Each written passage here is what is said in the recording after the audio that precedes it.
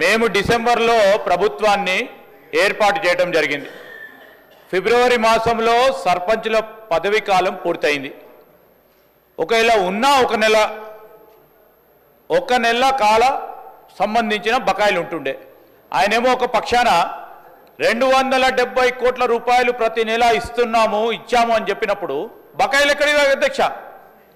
ఎక్కడైనా తీసుకొచ్చి పెట్టుకున్నారు అధ్యక్ష?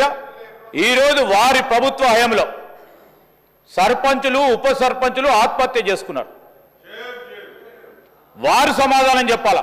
ఈరోజు కూడా సర్పంచులకు కానీ ఎంపీటీసీలకు సంబంధించింది కానీ జెడ్పీటీసీలకు సంబంధించిన ఏవైతే బకాయిలు గత ప్రభుత్వాలు ఇవ్వకుండా పోయినాయో ఒకటి తర్వాత ఒకటి పూరించే కార్యక్రమం చేస్తూ ఉన్న సందర్భాన్ని మాజీ సర్పంచ్లకి ఇతర సభ్యులకు కూడా మేము మీ ద్వారా తెలియజేస్తా ఉన్నాం అధ్యక్ష.